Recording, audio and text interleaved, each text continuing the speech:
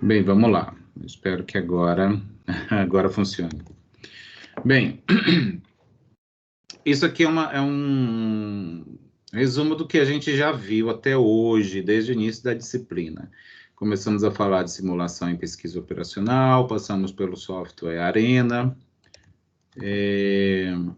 e aí o último encontro foi sobre cadeias de Markov, que está na unidade 3, seção 1. Tá? E aí hoje nós vamos falar sobre teoria de filas na unidade 3, seção 2. Tá? A teoria de filas é uma modelagem matemática que também é utilizada muito em processos de simulação.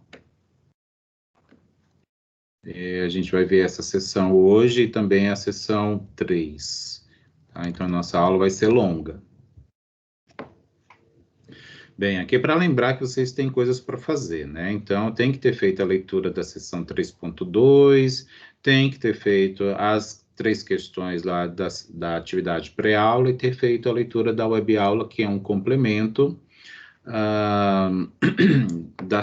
do conteúdo da sessão do livro didático.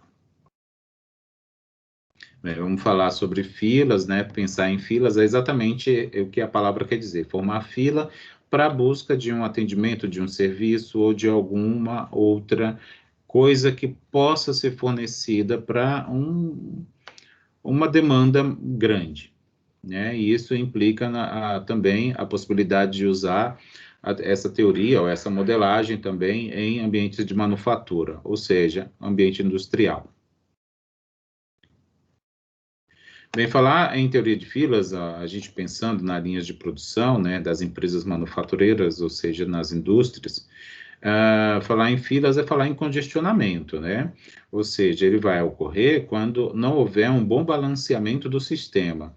Isso vai implicar, obviamente, no que a gente conhece como gargalos, né? Então, quando isso ocorre, é porque houve uma mudança, houveram mudanças em que o planejamento não tinha levado em conta. Isso é natural acontecer, por isso que o plano de produção ele precisa estar sempre em atualização, porque as coisas mudam mesmo, né? Então, uma das possibilidades, por exemplo, além da teoria de filas, uma área que faz bastante estudo do uso de gargalos, né, da existência de gargalos, na realidade, nas indústrias, é a teoria das restrições, tá, que é conhecida como TOC, que é Theory of Constraints, em inglês. E aí vamos falar sobre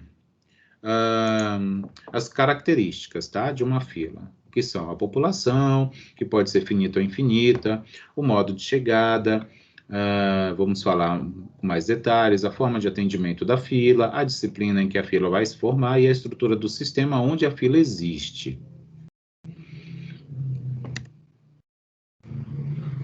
Falando de população, como eu apresentei, né, ela pode ser finita ou infinita, tá? Ela também pode ser conhecida como fonte de clientes, tá? A população também pode assim ser conhecida, e vai ser considerada infinita quando a gente tiver uma população, né? E vamos entender população como sendo aquele ente do nosso interesse no sistema, tá? Pode ser um produto, pode ser uma pessoa, que seja. E ela é considerada infinita quando ela é muito grande, né? Então, esse muito grande vai depender, obviamente, do sistema onde a gente está avaliando. Mas, se for grande o suficiente, a ponto de ter a possibilidade da formação de filas, a gente já pode considerar como sendo infinita. Finita é quando isso vai impactar diretamente ou muito marcante na taxa de chegada na formação de filas, tá? Então, a gente vai considerar, então, nesse caso, quando isso ocorrer, que a população analisada, a população em questão, né, que está sob estudo, ela vai ser finita.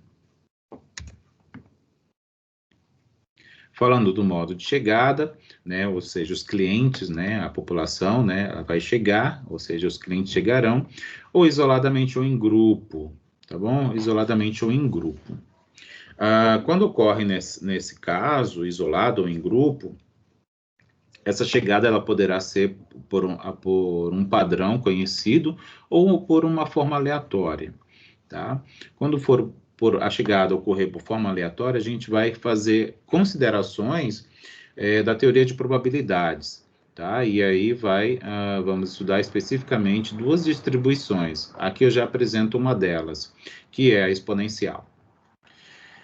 Essas chegadas dos clientes, dentro do estudo da teoria de filas, elas serão consideradas independentes. Tá? É o que a gente vai conhecer como propriedade marcoviana. Falando da forma de atendimento, isso vai depender de vários aspectos que eu estou listando aqui, tá? O dimensionamento da capacidade, né, a capacidade da fila, o treinamento dos atendentes, ou seja, se a fila está em formação é porque há uma busca de algum consumo, né? E aí os atendentes, quem vão fornecer o que se busca. Então, vamos pensar numa fila de supermercado, né? Quando o caixa, né, os caixas são bem treinados, as filas não crescem tanto, né? Então, isso é muito importante, né? O treinamento dos atendentes é um aspecto muito importante. O tempo da disponibilidade para o atendimento, isso aqui está bem relacionado com os atendentes. Ou seja, vamos supor, quando eles têm metas para atingir, então eles não podem ultrapassar um determinado tempo no atendimento, é o que a gente está chamando aqui de tempo de disponibilidade. Número de postos de atendimento, tá? Então vai depender, vamos supor, número de caixas, né? É a mesma coisa que o número de atendentes. A instalação, onde esses atendimentos são realizados, os equipamentos utilizados para darem suporte no atendimento, os procedimentos, né? Vamos supor que há no treinamento é ensinado, os procedimentos devem ser cumpridos para o atendimento ter uma qualidade mínima, vamos supor assim. E aí toda a tecnologia, né, associada para dar suporte, né, o que a gente está chamando aqui de sistema de informação. Com respeito à disciplina da fila, aqui esse PEPS é justamente o que a gente chama de FIFO, né, no inglês, First In, First Out. Agora tem a versão em português, que é o PEPS, primeiro que entra, primeiro que sai. Então, assim, chegou na fila, tô na vez de ser atendido, eu vou sair né, vou ser atendido logo em seguida. É uma das disciplinas possíveis. Outra diz respeito ao atendimento prioritário. Então, isso, vamos pensar num banco, né, em que tem ali o idoso, vamos supor, ele é o que tem prioridade. Então, pode ter 10 jovens, mas chegou um idoso, ele vai ser atendido logo. Tem a questão do menor tempo de processamento, e aí são outros procedimentos, e a data devida, né? O nosso material, nosso livro didático fala desses dois tipos aqui. Com respeito à estrutura do sistema, a gente tem algumas, tá? Na realidade, tem várias. E aí eu vou apresentar duas delas especificamente, que são as que a gente vai trabalhar com mais detalhes.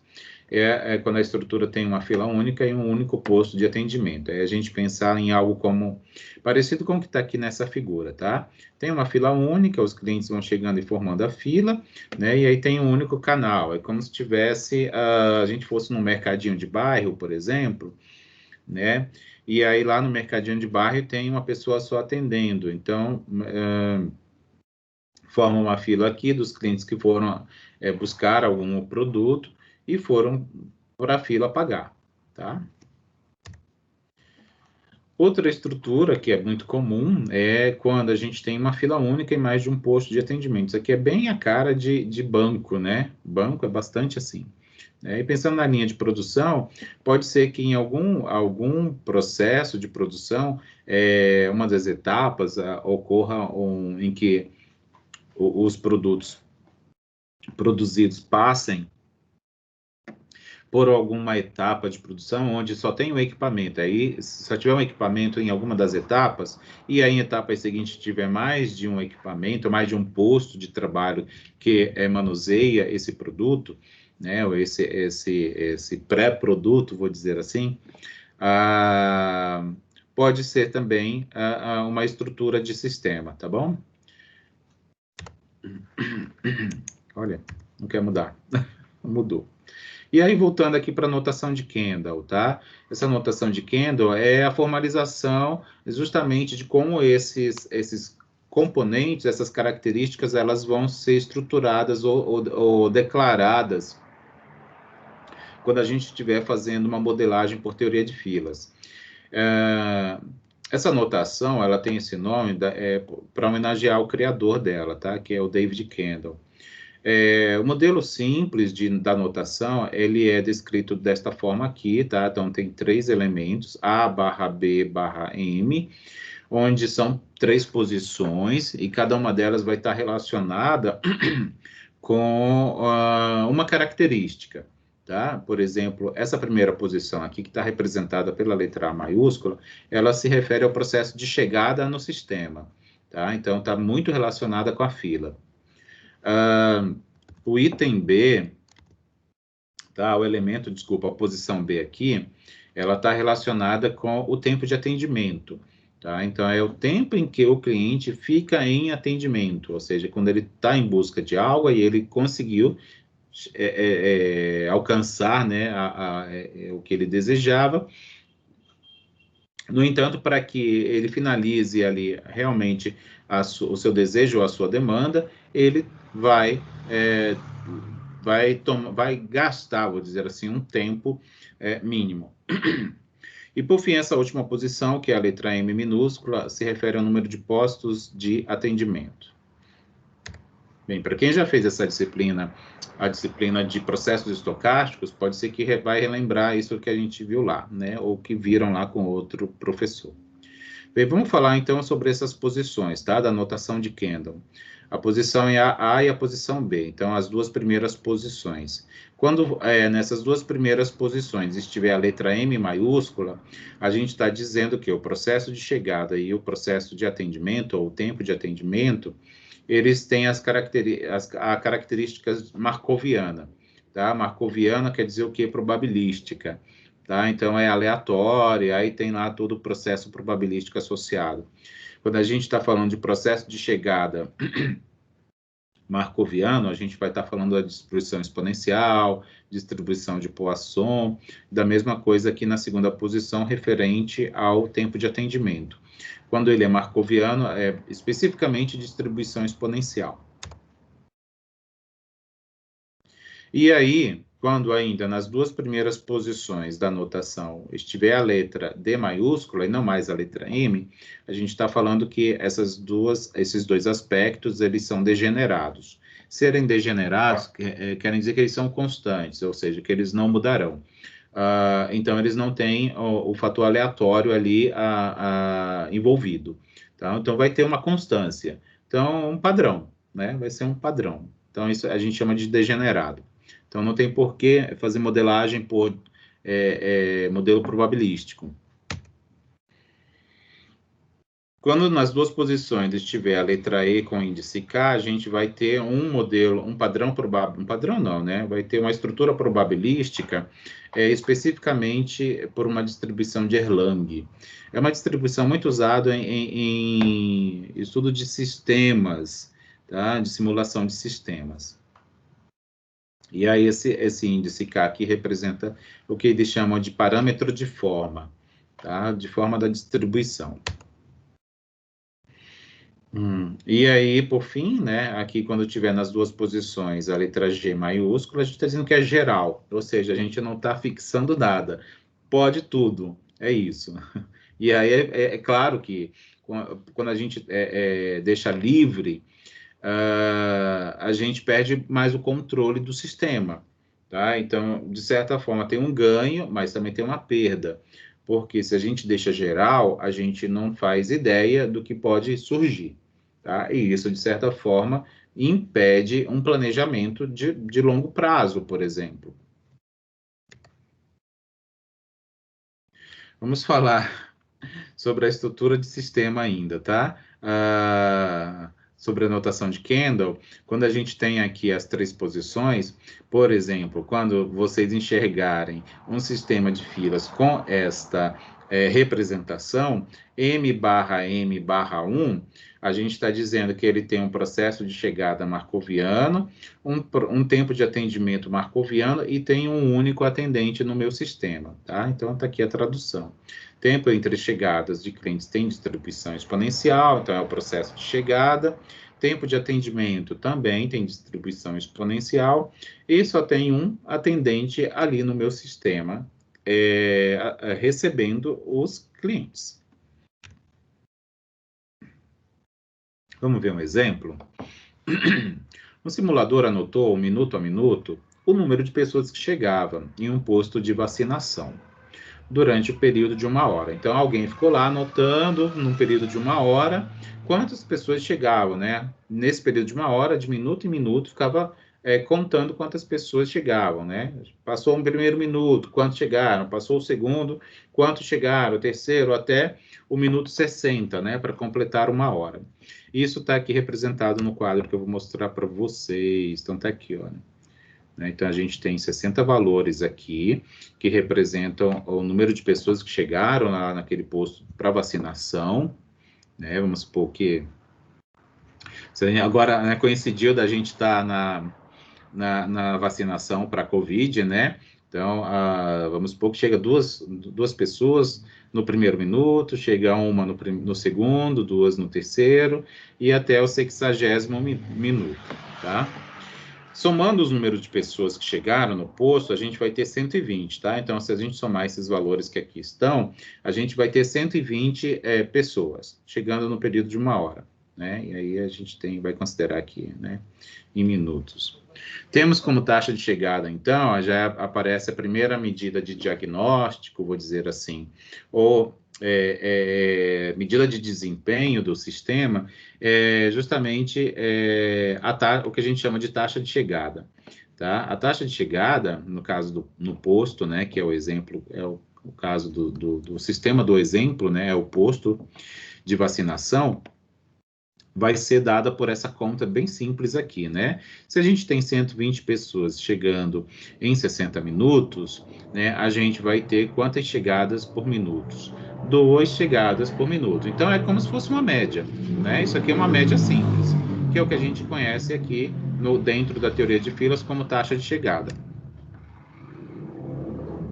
Tá? Então, tá aqui, anotei, né, essa medida, vou deixar aqui guardada.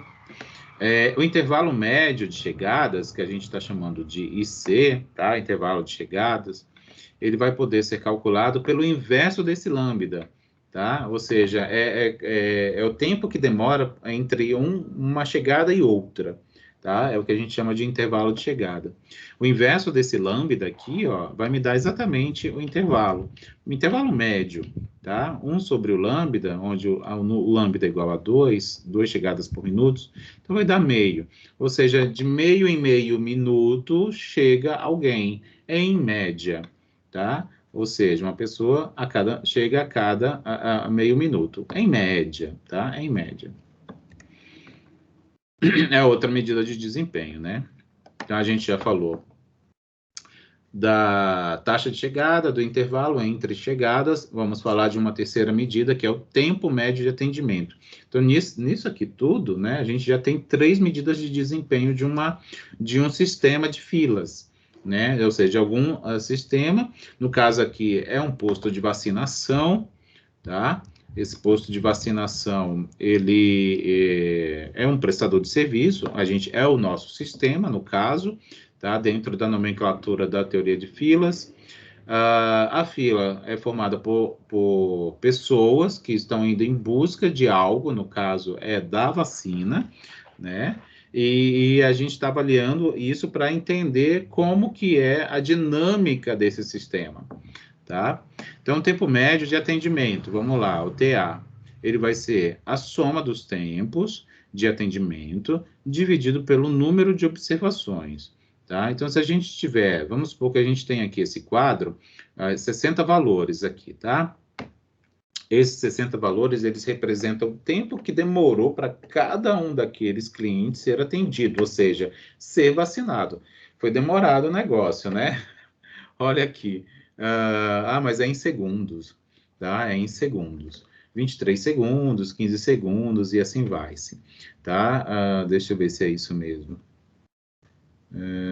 Supostamente sim, dividido pelo número de observações. Então, aqui já tem 100, então é outra coisa, já mudou, tá? Então, 2.000, se a gente somar esses valores, será 2.000, e a gente tem 100 valores aí, tá? Isso representa 20 segundos, em média, tá?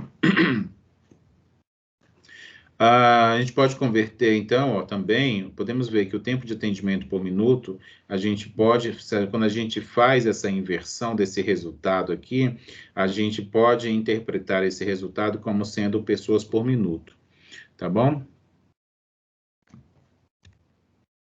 Quando eu deixo o mouse assim nesse ponteiro, eu tenho que ficar apertando Enter para mudar de slide. Então, tem aqui algumas medidas de desempenho que elas vão representar, vão analisar, vão dar um diagnóstico de um sistema de filas, tá? Qualquer sistema, e aí pensa num processo industrial, né? A gente vai focar nisso, porque basicamente onde vocês se ambientam mais, na indústria. Tá? Mas isso é que os exemplos que a gente traz em geral é o que estão nos livros, e o que os livros apresentam geralmente é coisa de banco, exemplo de comércio, de serviços e coisas assim. Mas eu acho super estranho, mas é difícil a gente encontrar nos livros exemplos de indústrias, né? Onde isso mais se aplica, né? Na realidade, essa modelagem nasceu nas indústrias. E aí eu não sei por que os autores do assunto, né, os produtores de livros, escritores, eles trazem exemplos um pouco distantes, assim. Enfim, um desabafo. Tempo, ó, medida de desempenho. Tem essas aqui e tem muito mais outras, tá? Mas aqui são as principais. Tempo em que o posto de atendimento vai permanecer ocioso ou ocupado. Então, é para verificar como que precisa... o que precisa fazer para mudar, né? Vamos supor, tempo de ociosidade em qualquer ambiente, isso é, de certa forma, ruim, né? Ou seja, está se gastando, porque se você tem um sistema, vamos supor, né, tá lá na linha de produção, se não tem insumo para produzir, por que eu estou mantendo funcionários ali parados, né? Tem custo isso, né? Isso é um indicador justamente que deve ser muito bem acompanhado para que isso não ocorra. Então, tem que ter todo um planejamento envolvido aí, né? Tempo médio em que se fica na fila, né? Que se gasta na fila, é o que diz aqui. Tempo médio gasto pelo cliente no sistema, né? Então, é o tempo que fica na fila e fica em atendimento, somando esses tempos, é o que a gente chama de tempo no sistema, que representa a média dos tempos, né? Calculados aí nesses dois momentos. Número médio de clientes na fila, então, em média, quantos clientes ficam na fila no período de um dia, vamos supor. É o que a gente conhece também por tamanho médio da fila. Número médio de clientes no sistema, e aí em atendimento e na fila, né? Por unidade de tempo também. E tem uma medida probabilística que é utilizada como medida de desempenho, que é a probabilidade de o sistema ter uma determinada quantidade de clientes em um determinado momento. Tá? Essas aqui são as principais, existem outras. E aí tem as fórmulas probabilísticas para essas medidas, tá? Por exemplo, as chegadas dos clientes é utilizada a distribuição de Poisson, né, dada por essa equação aqui, onde esse lambda, tá? Essa aqui é uma letra grega chamada lambda. Ela vai representar a taxa de chegada, que eu já comentei com vocês lá no exemplo do posto de vacinação, tá? Essa letrinha E aqui, que tem esse expoente menos lambda, onde esse lambda é esse mesmo daqui, mas esse E é a constante de Euler, né, que talvez vocês conheçam por ter utilizado na física, lá nos cálculos da vida, e ela tem como valor numérico esse número aqui, que eu esqueci o nome, tem um nominho, tem um termo, né? Mas enfim, ele não tem, ele tem infinitas casas decimais. E aqui nesse denominador, tá? Isso é uma razão, né? Então é uma fração aqui. O denominador da fração é um x fatorial. E aí também é um outro cálculo matemático, né? O número fatorial, é o fatorial de x. Esse x vai depender justamente de quantos clientes eu vou querer estimar, né? Eu quero saber qual é a possibilidade. Eu montei a minha lojinha, vamos supor. Montei a minha lojinha lá de venda de sorvete, né? Se bem que não é uma boa época, né? No inverno, mas no verão. Vamos supor que a gente esteja no verão, montei a minha lojinha de sorvete, e aí obviamente eu quero dimensionar, né, a capacidade de atendimento. Eu vou estimar quantos clientes eu vou atender por hora, por minuto, por meia hora, né, por dia, né, porque a gente possa instalar ali, ter instalações apropriadas. Vamos ver um exemplo. Uma rede de supermercados recebe nos seus dias de pico 10 clientes a cada minuto. Sabendo-se que a chegada de clientes nesses dias obedece à distribuição de Poisson, tá? Então vai ser marcoviana a chegada, né? Quando falar também de distribuição de Poisson, é porque é um sistema marcoviano. Pergunta-se: qual a probabilidade de que, em um intervalo de 1 minuto, o caixa receba 4 clientes ou menos? Então, o que a gente quer? A gente tem lá um sistema, esse sistema é os supermercados, né? E aí, sabe-se que nos dias de pico, ou nos momentos de pico, chegam 10 clientes por minuto.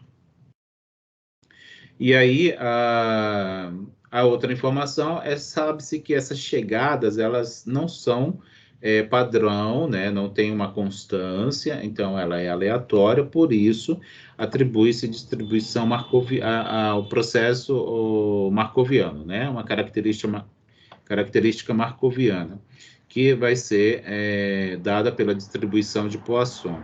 E aí vem-se a pergunta de interesse, né? Qual é a probabilidade, então, de no intervalo de um minuto, o caixa desse mercado, né? Então a gente está falando de um caixa só, receber 4 clientes ou menos. Então vamos lá, vamos tentar descobrir isso aí. Então lembra lá que a gente tem essa informação, 10 clientes a cada minuto. Então 10 clientes a cada minuto a gente vai considerar como sendo a taxa de chegada, tá? Então, se a gente quiser, o que a gente quer? 4 ou menos clientes, a gente vai criar um evento desse tipo aqui, ó, onde X vai representar o número de clientes que chega em 1 minuto, né? E eu quero saber qual é a possibilidade de chegar a 4 ou menos. Então, a gente cria esse evento matematicamente representado assim, x sendo menor ou igual que 4, e aí eu coloco isso como sendo um argumento de uma medida de probabilidade, tá bom? Então, ser 4 ou menos é a mesma coisa que calcular para cada valor de x. Bom, se x representa um número, vai representar o número de clientes que chegam, né, para o atendimento no caixa. Isso quer dizer que esse x pode ser 0, ou seja, chegou ninguém. Esse x pode ser 1, uma pessoa chegou para atendimento. Esse x pode ser 2, duas pessoas chegaram. Esse x pode ser 3, três pessoas chegaram. Esse x pode ser 4, que é o máximo que eu quero saber, né? Pode ser mais? Pode, mas eu não tenho interesse. Meu interesse é só de 4 ou menos. De 4 ou menos. Tá bom? Então, a gente precisa calcular. Por que a gente está somando essas probabilidades? Porque a gente quer considerar isso cumulativo até 4. Tá? Esse X está representando o número de clientes atendidos, né? Lembra que falar de meio cliente não tem sentido, né? Não tem significado. Ah, eu tenho 0,7 clientes atendidos por minuto. Não, então, se a gente corta uma pessoa, pega 70% daquele corpo e é o 0,7. Não, né? Isso não dá, né? Se a gente fizer isso, a gente está matando a pessoa. Mas, enfim, brincadeiras à parte, se a gente está... Lembra que a gente falou que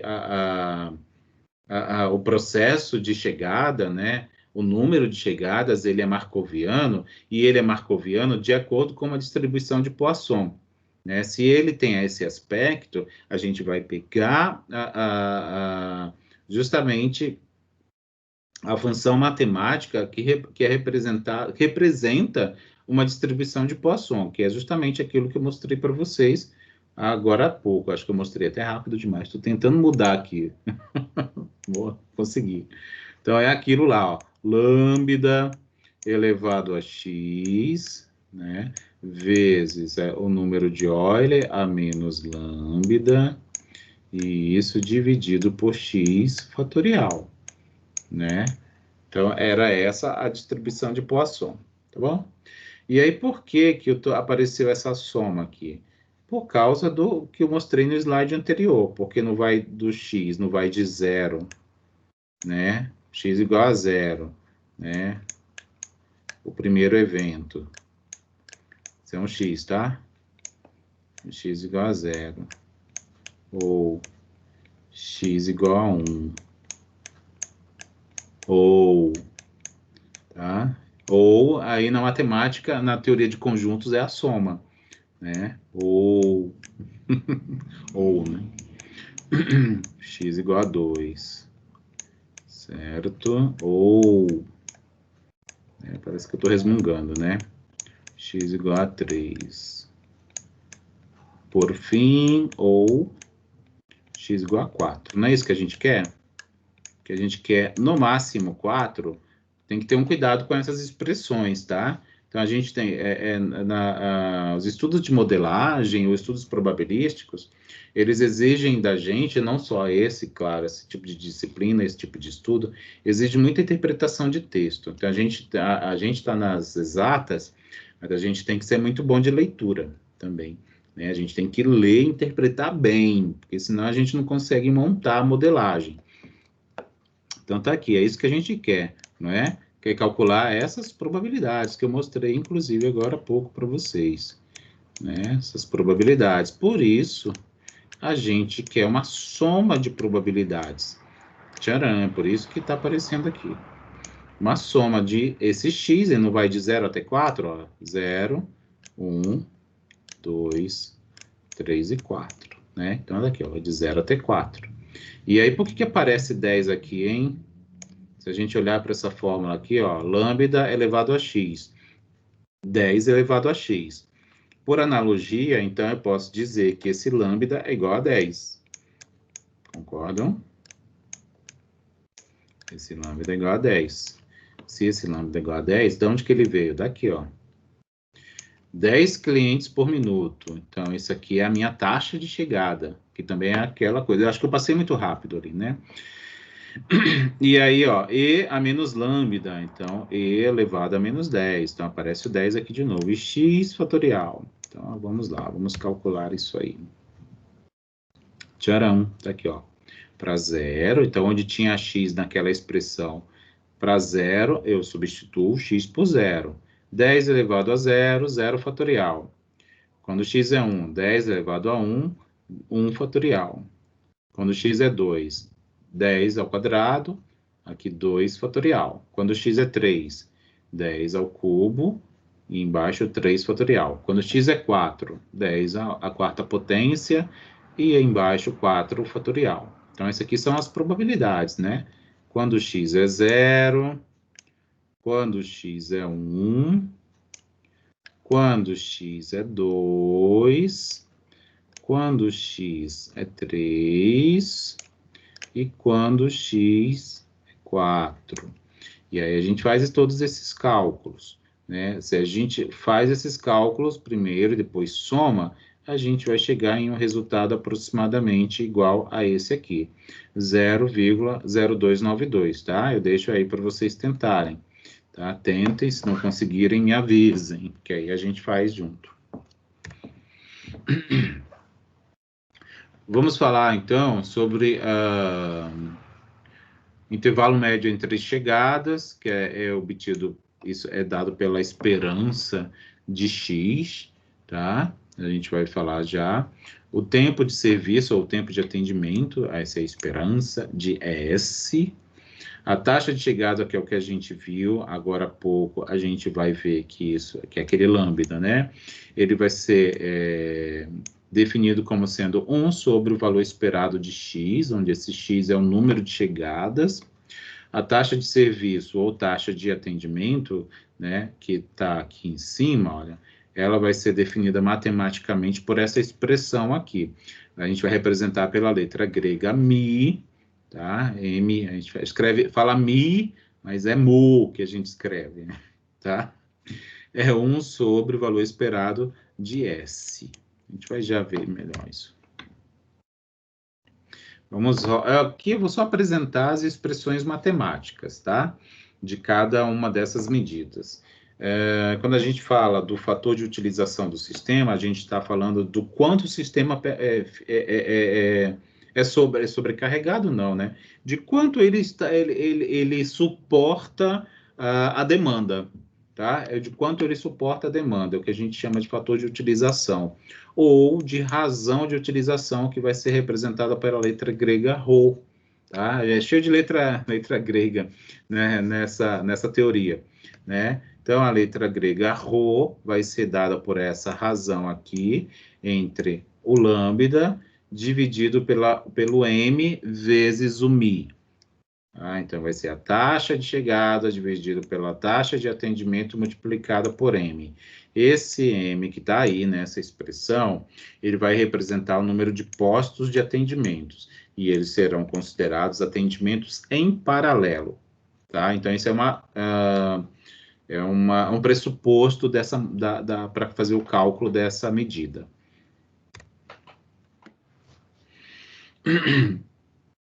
Vamos ver agora a situação onde o meu sistema tem esse desenho aqui, tá? Esse formato. A chegada, ela é markoviana, o atendimento também é markoviano, e eu só tenho um canal de atendimento, tá? Então, a notação de Kendall está me dizendo isso, tá? A gente vai, se é markoviano, a gente vai dizer que a taxa de chegada ela é regida por uma distribuição de Poisson com média lambda, tá? Os tempos de atendimento, porque aqui, ó, os tempos de atendimento também é markoviano. Se ele é markoviano, a gente vai dizer que esse tempo de atendimento, né, os tempos de atendimento, eles vão seguir, ou vão ser regidos por uma distribuição exponencial, tá? Nem precisa dizer negativa, é exponencial, tá? E que a disciplina da fila, ela vai ser do tipo PEPs, ou FIFO, tá? Eu acho que vocês devem conhecer mais isso por FIFO. First in, first out. Eu acho que é melhor deixar assim, porque o PEPs, eu confesso que eu acho que ele não é muito utilizado, não, né? A versão aportuguesada. Primeiro a entrar, primeiro a sair. Outra medida, agora já dentro desse tipo de sistema, tá? Então, essas medidas, a partir de agora que eu vou apresentar, elas só funcionam para sistemas com esse desenho, tá? Chegada markoviana, atendimento markoviano e o único canal de atendimento. Para saber a probabilidade do meu sistema conter N clientes, eu devo usar essa expressão aqui, essa equação matemática.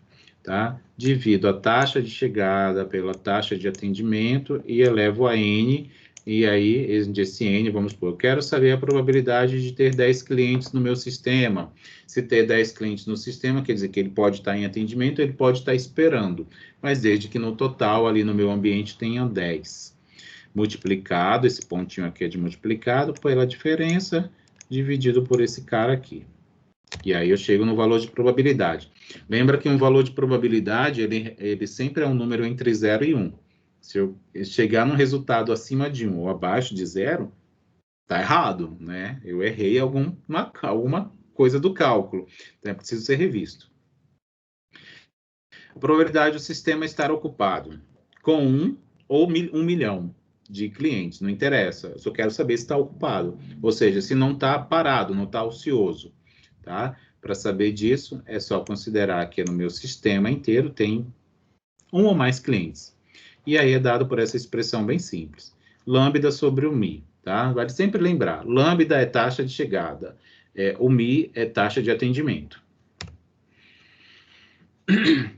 O número médio de clientes do meu sistema em um dia, o que isso pode trazer de informação? Quantas peças eu produzi num dia? Né? Quantas peças passaram pela etapa de lavagem, vou dizer assim, em um dia, né? Então, estava lá o sistema, é aquele ambiente lá de lavagem das peças, ou lubrificação. Quantas peças passaram em média por aquele ambiente por dia? O número médio de clientes no sistema é dado também por essa outra expressão aqui. Tá? Não estou exemplificando nada, estou dizendo, olha, é isso aqui, essa medida aqui funciona para saber coisas desse tipo. Quando eu quero saber, não quero saber quem está em atendimento, ou seja, quem está lá sendo manipulado. Quero saber quantas peças estão ali esperando para eu mexer, por exemplo. Ou quantos clientes estão esperando para eu atender num caixa, ou ali no balcão, que seja, coisas assim. Tá? Então, é o número de médio de clientes na fila. Tá? Não considera quem está em atendimento. Dada por essa outra expressão matemática aqui. Tudo, percebe? Tudo aparece aí, o lambda e mi. Tudo depende em função de lambda e de mi. Lambda, taxa de chegada, mi, taxa de atendimento. Tempo médio gasto na fila. Quanto tempo, em média, se permanece em um período de um dia ou de uma semana? Número de equipamentos esperando para manutenção, né? Vamos supor, isso aí é para avaliar justamente situações desse tipo. Quando esse tempo, vamos supor, ele é grande, isso quer dizer que eu preciso reajustar a minha equipe, reajustar o meu trabalho, a minha prestação de serviço, porque quanto maior o tempo de espera, dependendo... No geral, isso é ruim, né? No geral, isso é ruim. Mas em alguns ambientes não é tão ruim assim, outros já é muito ruim. Né? Quem gosta de ficar esperando em fila? Ninguém, né? Nem os equipamentos também. Por quê? Porque eles podem trazer prejuízo. Né? A gente sempre tem que olhar assim de maneira empreendedora, né? Vamos dizer assim. O que isso pode me trazer? Essa teoria, ela ajuda a gente a olhar para o nosso sistema de uma maneira empreendedora, né? Empresarial, gestora, né? Isso aqui está muito relacionado com a gestão da produção, né? A gente olhar para o meu espaço e avaliar se o que eu planejei e implantei está rodando direito, né? Está rodando assim, está funcionando bem. Está criando gargalos. Opa! Então, como que eu sei que está criando gargalos? Precisa ter métricas, né? E essas métricas são todas essas coisas que eu estou apresentando. Tempo médio de permanência no sistema. E aí, esse tempo médio vai contar o tempo que eu fiquei na fila e o tempo que demorou para eu ser atendido, dada por essa expressão matemática aqui. Tá certo? E quando a gente leva em conta agora já um sistema marcoviano, né, de chegada marcoviana e atendimento marcoviano também, mas com mais de um canal de atendimento, então M, onde esse M pode ser 2 ou mais, tá? A gente vai considerar algumas situações, tá? Vamos ainda manter a distribuição de Poisson para reger o processo de chegada. As taxas de atendimento por canal, elas também vão ser regidas pela distribuição exponencial, onde o valor esperado, ou média, é dado por 1 sobre o Mi, onde esse Mi representa o número médio de atendimentos. Vamos ainda considerar o atendimento seguindo um padrão FIFO, ou First In, First Out. O número de canais de serviço é M, onde esse M está aqui, né, representado. Ele pode ser 2 ou mais. Não pode ser 1, porque 1 a gente acabou de considerar, né? Então, é sempre 2 ou mais. E aí, o ritmo de serviço, né? Ou seja, como é que está andando o serviço, né? É o ritmo. Ele vai ser dado por esse cálculo aqui, né? Dessa expressão. O número de médio de atendimentos multiplicado por M, onde esse M minúsculo é o número de atendentes ou de canais de atendimento. A condição de estabilidade do meu sistema vai ser considerada por essa desigualdade aqui. Quando eu multiplico o número médio de atendimentos pelo número de canais que eu tenho para atender, se a taxa de chegada for menor do que essa conta aqui, eu vou poder afirmar que o meu sistema está estável, tá? Está estável, é isso que está sendo dito aqui. Ou seja, ele suporta a demanda, é isso que está sendo dito, tá? E aí, quando a gente considera mais de um canal, aquelas fórmulas todas que eu mostrei para vocês, elas ficam assim cabulosas agora, né? Ó, a taxa de ociosidade, né? Ou seja, a probabilidade de ter nenhum cliente, né? De haver ninguém, tá zerado, não ter clientes é dado por esse negócio aqui monstruoso, né?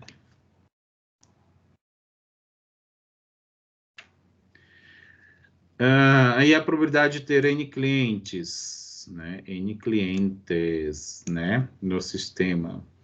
Então, a gente calcula isso aqui. Né? Tem que calcular isso aqui. Lembra, ó, para a gente saber a probabilidade de ter N clientes, a gente tem que passar por aquele P0. Aquele P0 é aquele negócio gigante lá que eu mostrei para vocês. E aí, a gente vai ter que ter uma condição. A gente vai ter que dizer que esse N clientes, ele vai ser menor que o número de canais de atendentes, né, de atendimento. Então, é uma condição para que eu possa realizar esse cálculo. São os pressupostos da modelagem. Quando a gente considera que o número de clientes é maior que o número de canais, ou seja, quando a gente está aqui dentro dessa condição, né, considerando essa condição, o cálculo da probabilidade de N clientes no sistema muda um pouco. Tá? Ele é feito com essa conta aqui cabulosa.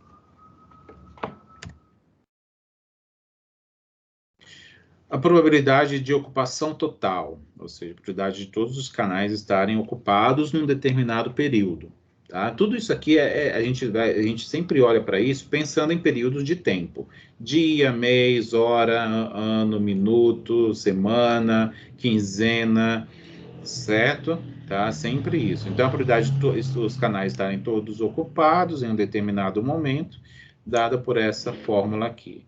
Lembrando que, ó, sempre passa pelo P0. P de 0. Número médio de clientes na fila para sistemas com esse aspecto aqui, né? Ou seja, chegada marcoviana, atendimento marcoviano e ter uma determinada lá quantidade, estou chamando de S, né? Mas mais de um atendente. Tá? Ele está chamando aqui de sistema de diversos canais em uma fila, e aí considerando a população infinita. Percebe que esses contextos, eles são cheios de pressupostos. A gente tem que olhar, pensar, imaginar e dizer assim, vai ser assim, assim, assim, assado. Ah, mas se não for? A gente tem que partir de algum ponto. Então, isso tem que ser estipulado. Né? É assim que se faz, em todo lugar, sempre é feito assim. A gente não tem certeza das coisas, a gente não tem controle das coisas, mas a gente precisa iniciar esses planejamentos. Né? Tem uma ideia, tá? Você tem uma ideia, mas a sua ideia está baseada em quê? Nesse embasamento da ideia é o que a gente chama de pressupostos, né? Dentro da teoria das probabilidades, das modelagens de sistemas. Número médio de clientes da fila, dado por essa equação aqui. Ó. Isso aqui é aquela probabilidade de todos estarem ocupados. Né? Também a gente tem que passar, então, por aqui antes, para depois calcular essa medida de desempenho. Tempo médio de espera na fila para sistemas com esse aspecto, dado por essa outra, que aqui é mais simples, né? Se bem que a gente tem que passar por essa, que é o número de clientes na fila. Então, a gente tem duas etapas aí desse cálculo. E o número de médio de clientes no sistema, né? Passa por esse antes, depois por esse outro, e aí a gente soma. E a gente vai conseguir ter um número total médio, né? Em geral, essas medidas sempre são médias, né, de clientes no sistema. Tempo médio, né? A gente tinha um número médio aqui, agora a gente tem o tempo médio, né? Então, são é o controle que se faz ali do sistema, né? Do meio ambiente. Certo? Então, tem esse monte de fórmula aí, a gente não vai aplicar nesse caso, a gente só mostrei para vocês qual é né, a funcionalidade de cada um, né? Se vocês olharem lá no livro, o texto, eu estou com ele aberto aqui, agora que eu tenho ele impresso, eu estou sempre olhando para ele. Tá bom? Vocês poderão, o Arena, ele até inclusive mostra como que faz isso no Arena, tem exemplo e coisas do tipo assim, tá? Então, esse aqui é o nosso recapitulando dessa sessão. A aula não acabou, porque eu vou apresentar outra sessão. A gente está com uma sessão atrasada, porque na semana passada, acho que foi semana passada, eu estava de atestado, eu estava doente. E hoje eu estou doente de novo, ou seja, eu só vivo doente agora. É um processo alérgico que anda me sondando. Bem, vimos aqui, né, nessa primeira parte da aula, a introdução à teoria de filas, vimos as principais características, né, das medidas de desempenho, e vimos aqui um exemplo de aplicação de forma razoavelmente simples, só para a gente ter uma noção de aplicação dessas medidas. Certo? Está aqui nossa referência bibliográfica, tá bom? E não deixem de fazer a leitura lá, né, da sessão 3.3 para a próxima aula, que é daqui a pouco, então façam depois, né, façam após a aula da sessão 3.2 e também façam a web aula da sessão 3.3 para fazer um reforço do que vocês lerão no livro didático. Certo? É isso aí, minha gente. Eu vou dar... Vamos fazer 5 minutinhos de intervalo? Eu preciso de um break, tá? Então, eu vou aqui parar de compartilhar, tá bom? Então, deixa só eu fechar aqui o meu PowerPoint. Eu vou compartilhar com vocês, tá? Esses slides aqui, ainda hoje. Tá bom? Então, deixa eu ver se eu descompartilhei já, né? Tá bom. Então, daqui a pouquinho, vamos fazer 5 minutinhos de intervalo, aí a gente volta, tá bom? Até daqui a pouquinho.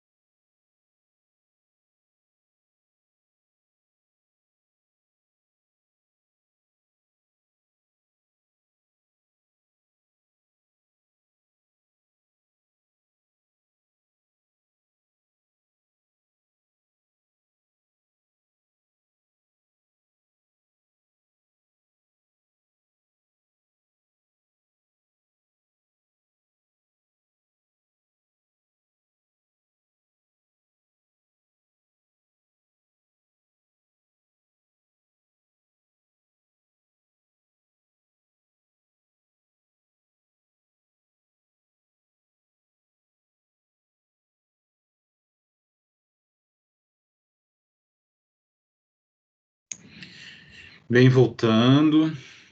E aí, gente? Vamos lá, força. Hoje é sexta-feira, mas a gente vai vencer, né? Eu vou compartilhar aqui com vocês, né? Eu sei que ainda está dentro do intervalo de 5 minutos, tá? Mas eu vou me preparando aqui para já mostrar outra aula para vocês, tá bom? Deixa só eu voltar aqui. Qual era a aula que eu estava na sessão 3? Hoje a gente encerra a unidade 3, tá bom? Que a gente, como eu tive aquele imprevisto lá de doença, e aí hoje eu tenho que dar um gás, tá bom? Então vamos aqui abrir o outro slide também. Esse é mais curto, tá? E esse aqui tem mais cálculo, mas ele é mais curto. Deixa eu começar aqui. Deixa eu ver. Eu passei um link para um aluno, não sei se ele conseguiu entrar, o Juliano. Deixa eu só dar uma olhadinha aqui para ver se ele conseguiu. Bem, ele leu. Espero que ele compareça. Tá? Pode ser que ele... Deixa eu nem sei se ele está online. Não está online, não. Então, não está. Mas, olha, a gravação também eu vou disponibilizar daqui a pouco para vocês, tá? Inclusive no próprio Ava, vou deixar lá para vocês não terem dificuldades de acessar. O Ava parece que anda meio... É difícil de vocês encontrarem a gravação quando deixa lá no EduMeio, né? Vi que alguns alunos andaram reclamando. Então, eu ando subindo a videoaula no YouTube e jogando dentro do Ava. Eu acho que isso facilita, de certa forma, para vocês. Eu acho que vale a pena. É um trabalhinho a mais para mim, mas tudo bem. Deixa eu ver, alguém falou aqui, mas não foi. Então, vamos lá para a nossa aula. Então, olha só, gente. Está aqui, né? Nossa disciplina. Olha só que eu não mudei. Que bonito, hein? Acabei de ver. 2020/2. Eu lecionei essa disciplina no semestre passado, mas eu esqueci de alterar aqui. Vamos lá. Eu estou usando agora esse efeito aqui. Tá dizendo, tombando, né? Acabamos de ver a teoria de filas, né? E mais tudo isso aqui que a gente já viu ao longo do semestre. Vamos lá, então vamos falar do método de Monte Carlo. É um método de simulação, que é muito simples, tá? É muito simples, ele faz uso da distribuição uniforme. Distribuição uniforme é uma distribuição de probabilidades. Então, falar de distribuição uniforme é falar de atribuir mesmo a chance de ocorrência nos eventos, tá? Então, assim, mas e na prática, né? Vocês podem dizer, mas e na prática, como é que é isso? Pensa numa linha de produção, né? Ou mesmo de controle de qualidade. Vamos pensar assim, o setor de controle de qualidade.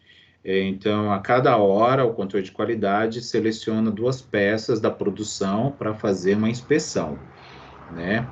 Então, vamos supor, essas 2 peças que a cada hora o controle retira dos lotes de produção para inspecionar, pode ser qualquer peça, todas têm a mesma chance de seleção, tá? Então, isso, quando a gente fala assim, todas têm a mesma chance de seleção, a gente está falando em termos probabilísticos da distribuição uniforme, tá? É atribuir mesmo a chance de seleção. E aí, isso em vários contextos. Eu tentei trazer isso para dentro do ambiente da manufatura, tá? Mas isso pode acontecer em qualquer sistema, tá? Em qualquer sistema. Entenda como sistema os ambientes que a gente está avaliando, está investigando, tá bom? Então, vamos lá falar do método de Monte Carlo. Façam as atividades, meu povo, tá? Façam os estudos dirigidos. Eu não sei se vocês sabem, mas eu esqueci, não sei se eu esqueci de falar, mas a nossa disciplina vai ter avaliação de proficiência, tá? Então, logo, acho que esse mês, agora em maio, vocês já farão prova de proficiência, tá? Então, eu não sei como é que está no AVA de vocês, se tem lá estudo dirigido, simulados, eu não sei como é que tem, como é que está, mas a proficiência, ela vale 2.000 pontos. Isso quer dizer que a nossa B2 vai valer 2.000 pontos, não vai valer 4.000 pontos, tá? Vai valer 2.000, porque 2.000 vocês vão estar atrelados. Ah, voltou, desculpa. Levantou aqui. Atrelados à proficiência, tá? Depois vocês podem conversar melhor comigo depois que a gente encerrar a gravação. Então, vamos falar aqui um pouco de simulação, né? Falar de simulação, porque a gente vai falar de método de Monte Carlo. Método de Monte Carlo é Monte Carlo, tá? Monte Carlo. Por que é Monte Carlo? Porque os criadores desse método, eles quiseram homenagear o Principado de Monte Carlo. Né? Onde fica esse principado? Na Europa, né? Onde só mora rico, né? e no Principado de Monte Carlo, onde existiam, né? Não sei se ainda existem, muitos cassinos, né? Então, os cassinos são ambientes de jogos, né? E falar de jogos está muito atrelado à teoria de probabilidades. No método de Monte Carlo, ele foi criado com base na teoria de probabilidades. Então, foi essa relação que fizeram. Por isso, os seus criadores batizaram o método como método de Monte Carlo. Tá? Então, um pouquinho da história disso aí. Bem, falar de simulação é falar de uma representação de alguma coisa real, um sistema real, a partir de um modelo teórico, né? Ou seja, um modelo, em geral, matemático. Né? É o que a gente chama de modelo simbólico. Né? Não é um modelo físico, não é um outro tipo de modelo que eu não lembro, que eu esqueci. Mas existem 3 tipos de modelo: simbólico, físico, e tem o outro que também não é modelo simbólico. Os simbólicos são exatamente o que agrega os modelos matemáticos. Os físicos são aqueles modelos da física, da química, da matemática tradicional, né, onde eles não têm associados a eles a aleatoriedades. Todo modelo que envolve aleatoriedade, na realidade, os matemáticos, sim, os matemáticos determinísticos, eles também são simbólicos. Mas, basicamente, os modelos simbólicos, eles correspondem aos modelos probabilísticos ou estatísticos. Bem, falar de processo de simulação é falar de sistemas dinâmicos. Isso vai requerer da gente o uso de computadores ou de programas, né, equipamentos que têm simuladores, coisas do tipo. Vamos ter que fazer cálculos, obviamente, construir modelos, fazer execução de rotinas e por aí vai. Então, falar de processo de simulação é falar desse monte de atividade que eu acabei de citar e que está aí apresentado para vocês. Certo? Bem, as variáveis dentro de um processo de simulação, elas vão assumir valores diferentes a cada rodada, né? Ou seja, a cada vez que se executa o modelo. Por isso, elas são aleatórias, né? Porque elas não são constantes. O modelo que a gente está tentando implementar ou tenta instalar, né? Ele vai imitar o comportamento da situação real, né? Ou seja, do problema que a gente está trabalhando, né? Ou resolvendo.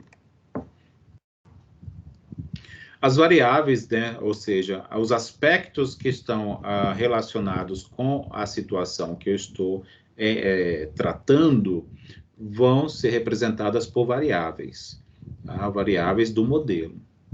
O comportamento, por isso, vai ser caracterizado por distribuições de probabilidade, porque as variáveis serão consideradas aleatórias.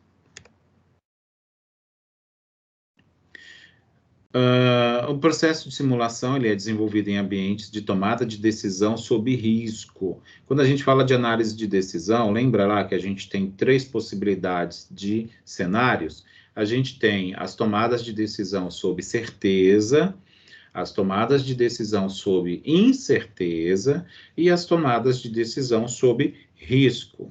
O que difere uma da outra? Certeza é quando a gente sabe os possíveis resultados, quando a gente implementa uma modelagem. A gente sabe que pode acontecer uma delas, né? Alguma dessas ali, daqueles possíveis resultados, vai acontecer quando a gente implementar, né? Então, os ambientes sob controle da física, da química, são mais apropriados para esses tipos de modelos.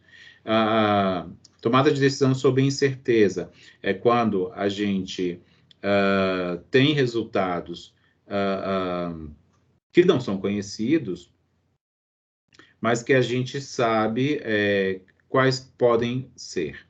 E o sob risco é quando a gente conhece os resultados, mas que a gente tem associados a esses resultados medidas de probabilidade. Tá? Então, quando o sob risco, ele envolve o conceito de probabilidade também. O sistema, né, que a gente está avaliando, ele é imitado, então, por conta disso, né, porque a gente está dentro desses ambientes, por distribuições probabilísticas, para que eles possam gerar eventos aleatórios. E aí é quando vem a simulação de Monte Carlo, tá? Que é um dentre os muitos procedimentos possíveis de se fazer uma análise de simulação, tá? A simulação de eventos discretos, a simulação de eventos dinâmicos, né?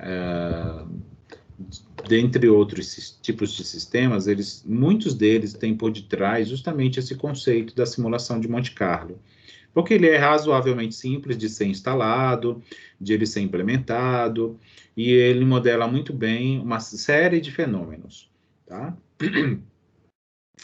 É quando a observação, né? Então, falar da simulação de Monte Carlo, é quando a observação do efeito de algumas variáveis vai impactar em outras, tá? Ou seja, são o que a gente chama de variáveis de causa. Então, é assim, pensa na linha de produção, né? E aí, vamos supor, o treinamento. Eu tenho uma linha de produção, eu tenho alguns funcionários ali que vão operar na linha de produção, e aí eu avalio o tempo que eles demoram para montar os equipamentos, por exemplo, o produto, né? Ou a manufatura ali, né? Ou pelo menos para operar de algum jeito, né? É dada uma pequena instrução, sempre quando for alocado um operador para das posições, né? E aí é avaliado o tempo de execução, por exemplo. Então, qual é? Aí, tá, mas isso está demorando demais. Vamos supor, a linha está aquém, ou seja, abaixo do que eu desejo e do que eu espero. Então, vamos implementar um treinamento.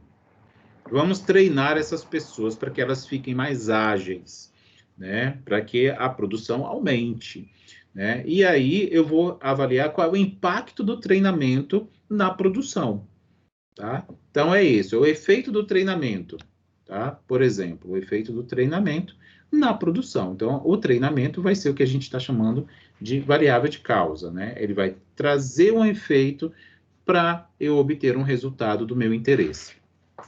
Obviamente que a gente não sabe se vai realmente, se essa melhora, né, o treinamento vai realmente diminuir o tempo de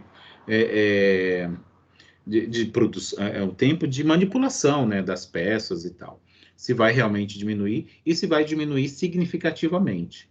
Meu interesse, obviamente, é que seja, né? E vamos supor, eu como gestor, né, eu como gerente da produção, por exemplo, eu quero que esse tempo seja o menor possível, né? Ou seja, que o povo lá produza, né? Para quê? Para que a gente lucre, né? O interesse é lucro.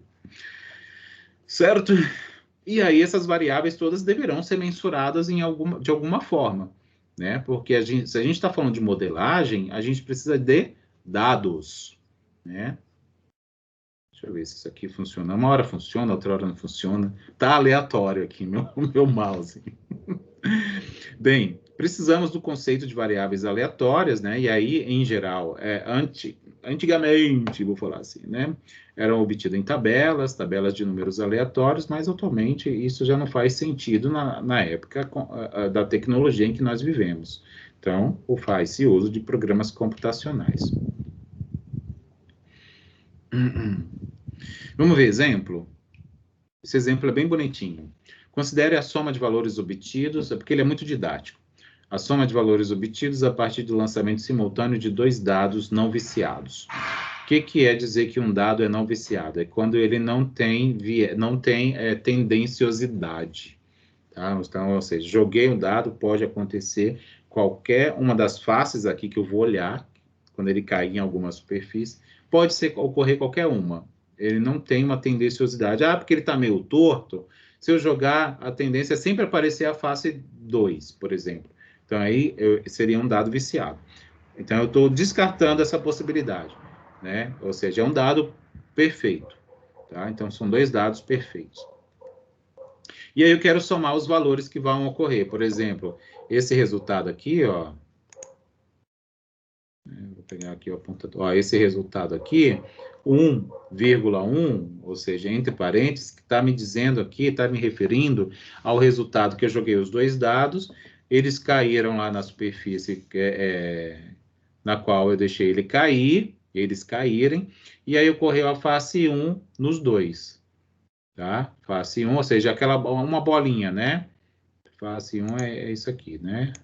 Então, vamos supor que a face que eu estou enxergando do dado seja essa aqui, ó.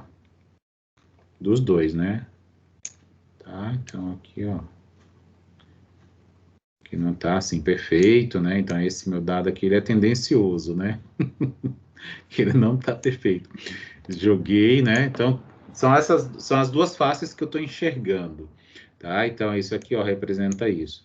E aí, se a gente fizer uma combinação das 6 faces de cada um, né, tem 6 possibilidades aqui, tem 6 possibilidades aqui. Para a gente saber o total de possibilidades, a gente, pela teoria fundamental da contagem, a gente multiplica. Né? 6 vezes 6, 36 possibilidades.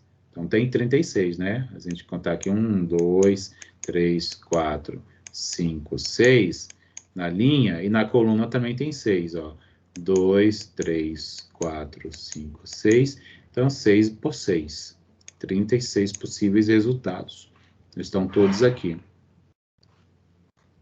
E aí eu coloquei, olha, todos os resultados, né, os 36, ó, 6 aqui. Vou pegar o apontador.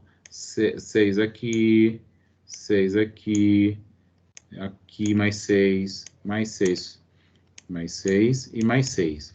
E aí eu estou calculando a soma, nessa coluna soma, ó. 1 em 1, se eu pegar a soma dos resultados, ó, 1 mais 1 é 2, né? 1 mais 2 é 3, e assim por diante, né? Dos 36 resultados, eu tenho a soma desses valores. É isso. E a probabilidade, ou a frequência relativa, né? Por que é 1 por 36? Porque esse resultado aqui é 1 dentre os 36 possíveis. E por que eu estou considerando 1 por 36? Porque eu estou dizendo que esses dados, eles são não tendenciosos, né? Ou seja, não viciados. Isso quer dizer que a chance de ocorrência desses 36 resultados é igual para todos. É igual para todos.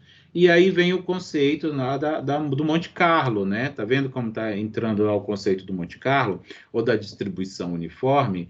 O Monte Carlo, ele usa a distribuição uniforme, ou seja, ele sempre atribui para os resultados do meu fenômeno a mesma chance de ocorrência, tá? Então é isso, ó, a mesma chance de ocorrência, ó, 1 por 36, vocês verem aqui, ó, tudo é 1 por 36, 1 por 36, 1 por 36, 1 por 36 e 1 por 36. Tá? Então, aqui é o cenário perfeito para a implementação de sistemas que usam a simulação de Monte Carlo. Estou vendo a soma, ó, a soma das faces do dado. Né? Então, aqui a menor, que é 1, quando ocorre quando é 1 em 1, que é 2, e o maior é aqui, né? O 6 e o 6, que vai me resultar em soma 12. Aqui ficou meio assim, é porque não coube, tá?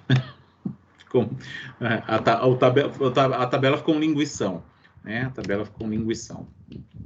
E aí, gente, olha só, eu peguei todos os possíveis resultados de soma e montei uma tabelinha aqui embaixo mais simples, porque esse aqui tem informação demais. Então, vamos organizar esses resultados.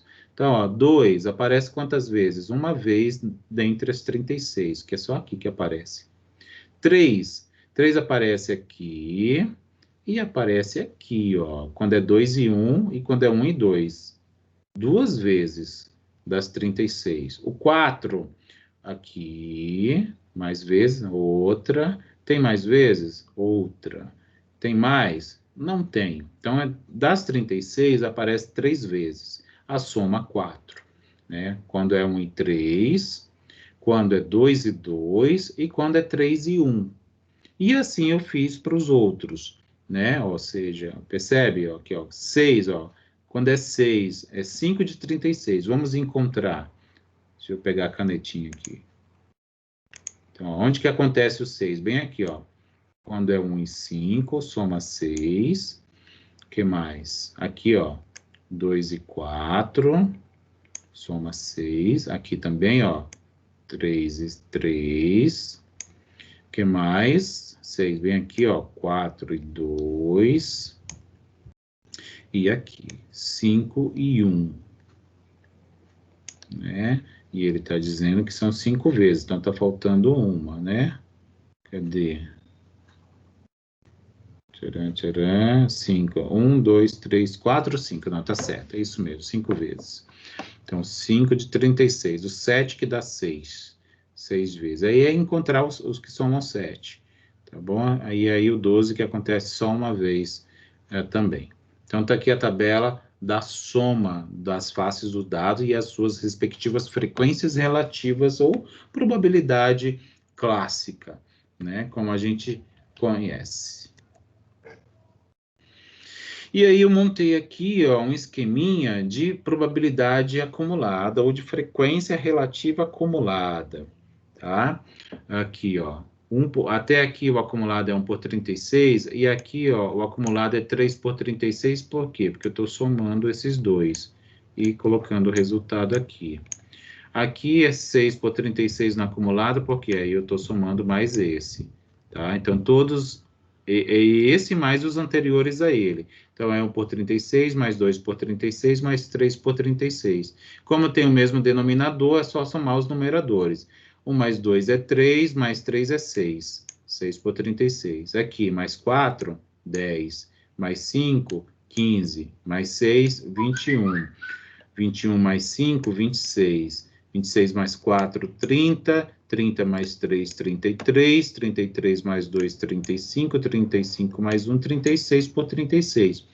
Essa última linha aqui é só uma conversão. Em vez de apresentar em fração, eu estou apresentando em decimal. Então, 1 dividido por 36 é aproximadamente esse valor. 3 dividido por 36 é aproximadamente esse outro valor. 6 por 36 é esse aqui. 10 por 36 é esse aqui. 15 por 36 é esse valor. 21 por 36 é esse outro valor. E sabe o que eu lembrei agora? Eu fui olhar o microfone para ver se estava funcionando. A Grazi chegou, eu estava aqui, estava balbuciando sem voz aqui, que estava mudo. Olha, gente, eu vou te contar, viu? A gente chega a essa época do semestre, a gente já está louco. 26 por 36 é isso aqui, 30 por 36 é esse outro, 33 por 36 é esse outro, 35 por 36 é esse valor, e 36 por 36 que vai ser 1. Né? Então, esse valor aqui. Então, é isso porque a gente vai precisar, tá? Opa! E aí, a gente vai gerar números aleatórios com o apoio do Excel. Então, acho que eu vou precisar mostrar para vocês como que eu obtive isso, rapidinho numa planilha. Então, deixa eu aqui, deixa eu ver se eu estou com o Excel aberto. Não. Então, eu vou abrir antes, tá bom? Acho que vocês não estão vendo, mas eu estou abrindo o meu Excel e eu vou compartilhar com vocês essa planilha que está aí para vocês apresentado aqui, né? Então, como que foi que eu gerei esse número aqui aleatório e por que que ele representa o valor 3 para soma? É isso que eu vou explicar agora, neste momento. Então, peraí. Então, eu vou descompartilhar e vou compartilhar de uma outra maneira que vai ficar mais dinâmica. Então, tá aqui, ó. Então, essa tabela aqui, olha, que está aqui para vocês, é que eu vou mostrar agora no Excel que resultou isso, tá? Então, deixa eu aumentar aqui um pouquinho e subir isso daqui. Então, tá aqui, olha. Aquilo que tá lá veio daqui, tá? Ó, 063. Deixa eu ver se é isso que tá. Ó, 0063 representa a soma 3. Como que eu obtive? Ah, é porque eu já mudei aqui para... Mas é assim, ó. Vamos supor. Deixa eu voltar aqui. Aleatório e soma, né? Então, eu vou fazer assim, ó. Tá? Então, aí, vamos supor. Era melhor ter escrito, né? Copiar. Então, vamos supor, eu vou usar a função aleatório. Então, aqui, ó. Igual aleatório. Abre e fecha, que ele não tem, essa função não tem argumento. Olha só, 0,50399. E aí, se eu olhar para aquela tabela lá que eu tenho aqui, voltei, 0,50, já não esqueci, ó, 50,399. 50,399 é um valor que está aqui dentro desse intervalo, entre esses dois valores, concorda? 0,50, 50,399, que está feio para Dedéu, né? É um valor menor que esse aqui e maior que esse outro. Isso quer dizer que esse número aleatório, ele está se referindo à soma igual a 7, tá? Então, aqui seria a soma 7. É que ele vai mudando, ó, mas ele vai mudando. Deixa eu ver se ele volta. Ah, não volta. Mas, enfim, era 0. É porque quando eu vou mexendo na planilha, ele vai mudando. 0,50,399. Era soma 7. Vou ter que fazer assim para ele não mudar. Vamos pegar, sortear mais um outro número. A gente está sorteando um número aleatório.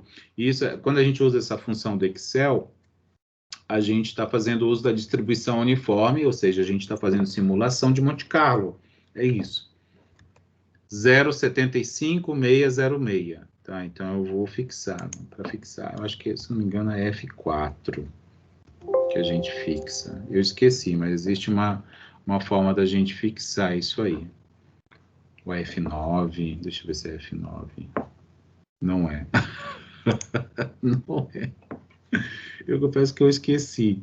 Então, vamos colocar 0,75606. 0,75606. Só para ele não mudar. Tá bom? Esse valor corresponde a qual valor da soma lá das faces dos dados? 75,606. Tá aqui, ó. Vamos apagar isso que está aqui, para a gente não se atrapalhar. 0,75606, ele está entre esses dois valores, concordam? Aqui, ó, 0... Ah, não, desculpa. Não é. Ele está aqui, ó, 75, ele é maior que 72. Então, ele está aqui, ó. Está entre esses dois valores. 0,75606. Né?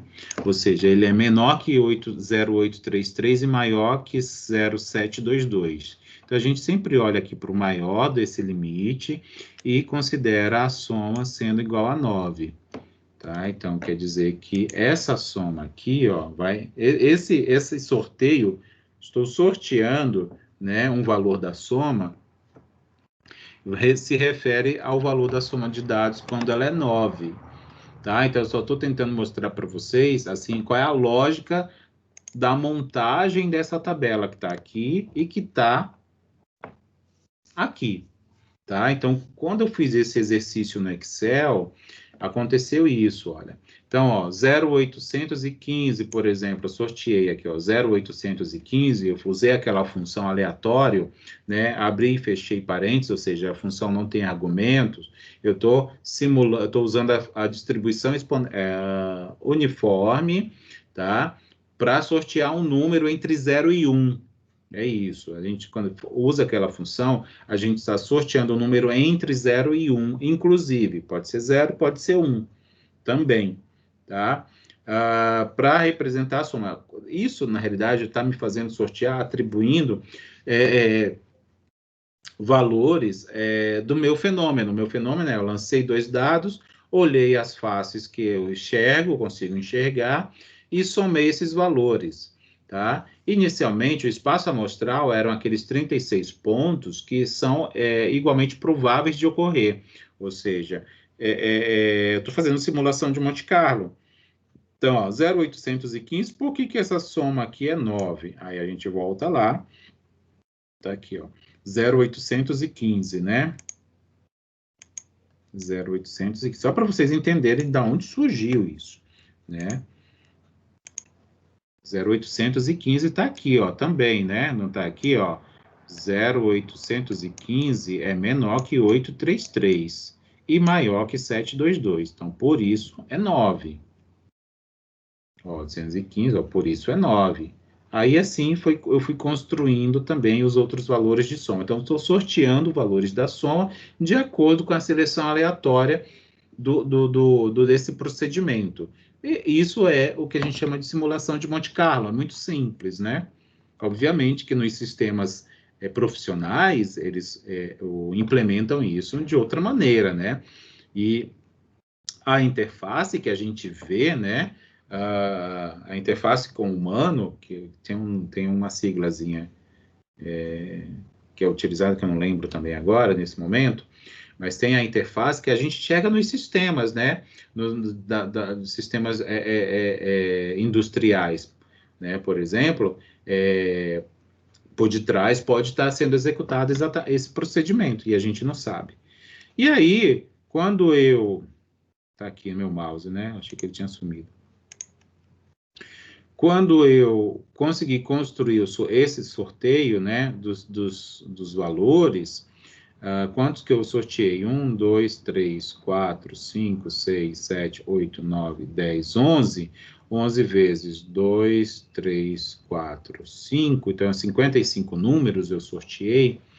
E eu consegui obter algumas medidas estatísticas para a soma. Qual é a soma média? Qual é a soma mediana que aconteceu? Qual é a moda da soma? Ou seja, qual foi a soma que eu mais sorteei aí? Tá? Tudo isso eu consigo fazer para poder estudar o comportamento estatístico desse fenômeno.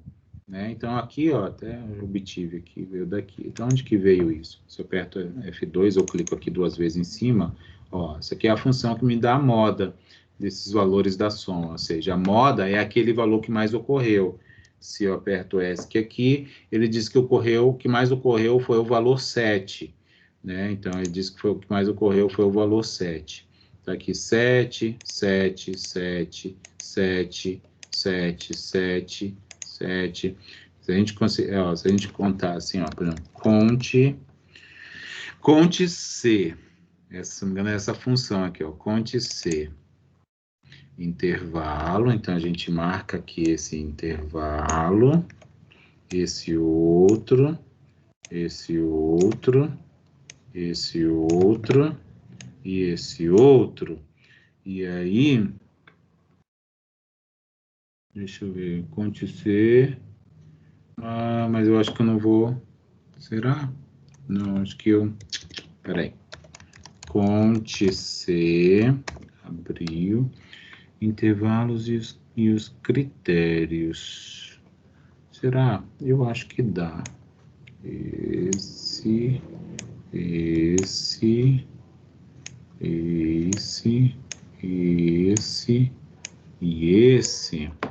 Ponto e vírgula. E os critérios for 7, será? Deixa eu ver se ele vai aceitar.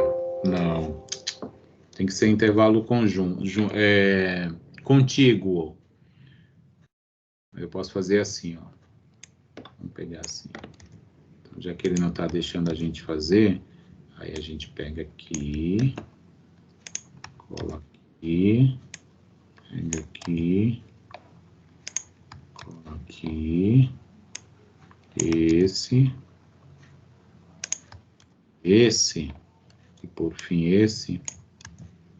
O Excel não é assim, dos melhores para fazer esse tipo de estudo, né? Mas agora ele está contigo. Vamos ver quantas vezes aparece o 7, que ele está dizendo que a moda é o 7. Agora sim. Igual a conte C, e aí tem que ser o intervalo inteiro de uma vez só, né? E aí, ponto e vírgula, e o critério aqui é o 7. É ser 7. Vamos ver. Fechou? 17 vezes, né? Das 55, né? Das 55 vezes, o 7 apareceu 17 vezes e é a moda. Então, é o mais frequente.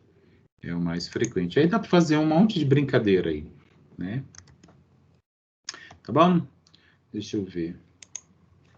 Aqui. E aí tem lá um monte de coisa. O Excel, ele não é o profissional, né, da simulação, mas ele ajuda bastante a gente criar essas noções intuitivas do uso da simulação de Monte Carlo para entender como é que a gente faz análise da simulação de sistemas, né? Em geral, sistemas a eventos discretos, que a gente chama assim, mas ele funciona para outros cenários também, tá? Tem uma ferramenta no Excel chamada Suplemento de Análise de Dados, que tem lá implementada a simulação de Monte Carlo, tá? Que é a geração de números aleatórios. E aí isso pode ser implementado em um monte de coisa. Na indústria, isso é super usado. É que a gente não sabe, né? A informática industrial, que produz os sistemas industriais, muitas delas fazem uso dessa metodologia, que, de certa forma, matematicamente é muito simples, tá? Mas que ajuda a entender o padrão de diversos sistemas, tá? Como o projeto de instalações, políticas de gestão de estoque, planejamento e controle de produção, dentre outros. Beleza, gente? E é isso aí, a simulação de Monte Carlo, eu apresentei de forma mais simples possível, tem um mundo para se investigar, tá? Sobre isso aí. Mostrei uma breve aplicação em Excel, né? O Excel é uma ferramenta da Microsoft, então por isso que a gente tem que dizer aqui que é registrado, né? Não é meu. Mostrei a aplicação lá no mundo organizacional, né? Mostrei um exemplo simples que é o estudo de um lançamento de 2 dados. Dados não viesados, né? Não viciados. Dados perfeitos, mas aí estendi dizendo, olha, isso aí vai para gestão de estoques, planejamento de produção, ou seja, na gestão de produção como um todo. Nossa referência, nosso livro-texto, leiam o livro, gente, leiam, que aqui o livro ele é importante. Tá bom? E façam as atividades. Não esqueçam que a gente vai ter avaliação de proficiência. Vou já falar com vocês sobre isso. Muito obrigado. E é isso aí. Deixa eu descompartilhar. Tá bom? E só um pouquinho, cadê? Deixa eu fechar aqui meu PowerPoint. E aí eu já converso com vocês.